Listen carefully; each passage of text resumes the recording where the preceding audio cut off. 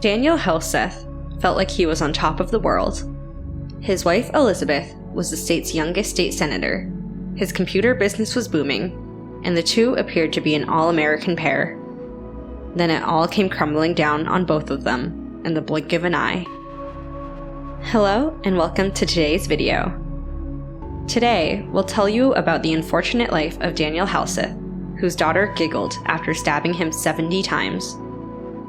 Before we continue, click the bell icon to receive post notifications when new videos are released. Let's get started. Daniel has worked in Dallas, Las Vegas, Los Angeles, San Diego, Rocklin, and areas outside of Sacramento in California. On the surface, Halseth appeared to be in good health. However, as we all know, appearances can be deceiving. Daniel Halseth and Elizabeth Schwarak met in Oregon, began dating, and later married. Elizabeth graduated from North Salem in 2001, while he graduated from Hood River Valley in 1995. Daniel was raised on a farm, and while there was a bad presence of alcohol for a long time, there was also a lot of affection to go around for everyone. He spent the majority of his adolescence without his father, who died in 1994. His father died suddenly from a brain aneurysm just before Daniel graduated from high school. Halseth excelled in anything computer or technology related, and he was involved in both music and church activities.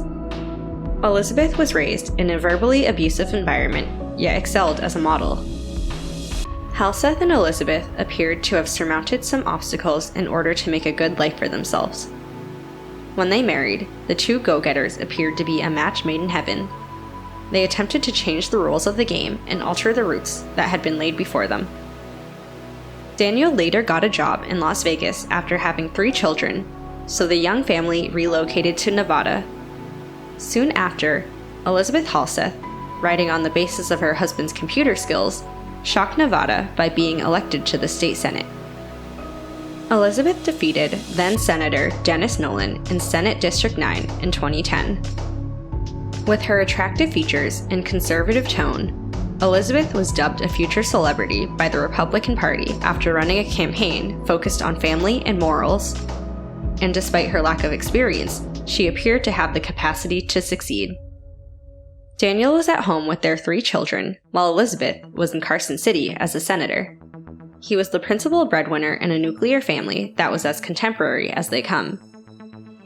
Daniel spent many hours managing his wife's political strategy in between being a father and working his tail off. He was excellent in that regard. As a result of his intelligence and work ethic, his senator wife benefited.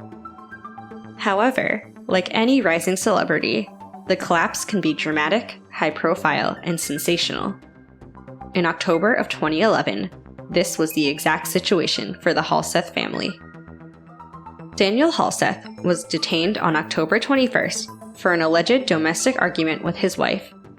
He was accused of open and gross lewdness 8 hours following his arrest. In the police report, Daniel accused his wife of having an affair while admitting to having marital issues. Daniel was detained when Elizabeth accused him of sexually touching her during an argument about the romance. Daniel rejected the charge. In any case, their ideal world was about to crumble. As it turned out, Daniel Halseth was correct. His wife was having an affair with Tiger Helgeline, a former golf professional who is now a real estate dealer. To make things worse, Helgeline, an Alaska native, was involved in Elizabeth's election campaign, and Daniel designed Helgeline's website. Furthermore, reports circulated that Daniel was assisting Helgeline in raising cash for his political campaign. Daniel was distraught, to say the least. Daniel Halseth filed for divorce on November 2011. While those proceedings were ongoing, there was no doubt that the superstar couple's relationship was officially finished. Daniel Halseth attempted to mend his life. He was dealing with the fallout from the bogus criminal allegations, and he and Elizabeth argued about child custody. Regardless, Daniel's and his 3 children's lives would never be the same. Daniel lived alone for 8 years following his divorce, with his children paying him frequent visits. Daniel made it obvious during his daughter Sierra's visits that he did not want to see her with her 18-year-old boyfriend any longer. The stubborn adolescent pair had been dating since June of 2020. Trouble began when their parents discovered their plans to elope in Los Angeles. As a result, they decided to try and stop the relationship. The youthful pair were offended, so they devised a plan to assassinate Sierra's father, Daniel Halseth. Sierra Halseth and Aaron Guerrero, her boyfriend, arrived at Daniel's house and stabbed him 70 times before stuffing him in a sleeping bag and setting him on fire. The idea had been to set fire to the house before fleeing the state, but they settled for just his body.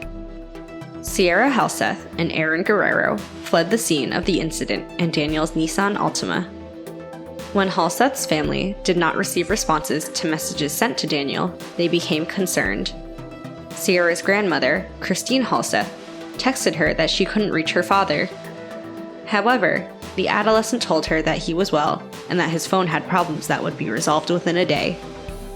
With her concerns temporarily alleviated, the grandmother thanked the teenager and said, "Love you," 2 words that she would later come to regret. Sierra's mother, Elizabeth Halseth, who had already married another man following her divorce from Daniel, also called the cops after detecting unusual withdrawals from bank accounts that she shared with Daniel and being unable to reach him without explanation. Authorities then discovered Daniel's body, which had been burned from head to toe, confirming her darkest suspicions. A few hours into the inquiry, Guerrero's parents contacted the investigators at the crime scene.